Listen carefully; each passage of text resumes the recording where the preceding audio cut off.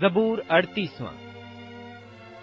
اے خداوند، اپنے قہر میں مجھے جھڑک نہ دے اور اپنے غضب میں مجھے تنبیہ نہ کر، کیونکہ تیرے تیر مجھ میں لگے ہیں اور تیرا ہاتھ مجھ پر بھاری ہے۔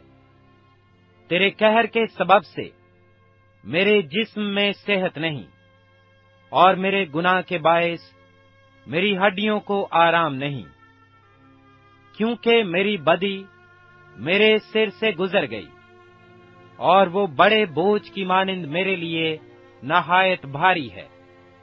میری حماقت کے سبب سے میرے زخموں سے بدبو آتی ہے، وہ سڑ گئے ہیں۔ میں پردرد اور بہت جھکا ہوا ہوں، میں دن بھر ماتم کرتا پھرتا ہوں، کیونکہ میری کمر میں سوزش ہی سوزش ہے، اور میرے جسم میں کچھ صحت نہیں۔ میں نحیف اور نہایت کچلا ہوا ہوں، اور دل کی بے چینی کے سبب سے کراہتا رہا۔ اے خداوند، میری ساری تمنا تیرے سامنے ہے، اور میرا کراہنا تجھ سے چھپا نہیں۔ میرا دل دھڑکتا ہے، میری طاقت گھٹی جاتی ہے، میری آنکھوں کی روشنی بھی مجھ سے جاتی رہی۔ میرے عزیز اور دوست میری بلا میں الگ ہو گئے، اور میرے رشتہ دار دور جا کھڑے ہوئے۔ میری جان کے خواہاں میرے لیے جال بچھاتے ہیں، اور میرے نقصان کے طالب شرارت کی باتیں بولتے اور دن بھر مکر و فریب کے منصوبے باندھتے ہیں۔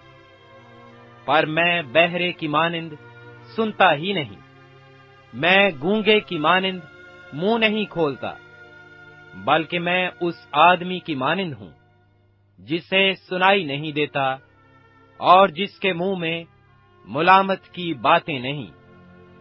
کیونکہ اے خداوند، مجھے تجھ سے امید ہے۔ اے خداوند میرے خدا، تو جواب دے گا، کیونکہ میں نے کہا کہ کہیں وہ مجھ پر شادیانہ نہ بجائیں۔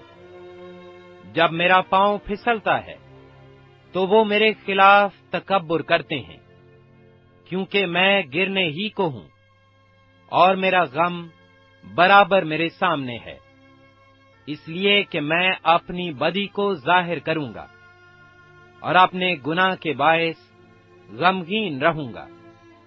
لیکن میرے دشمن چست اور زبردست ہیں، اور مجھ سے ناحق عداوت رکھنے والے بہت ہو گئے ہیں۔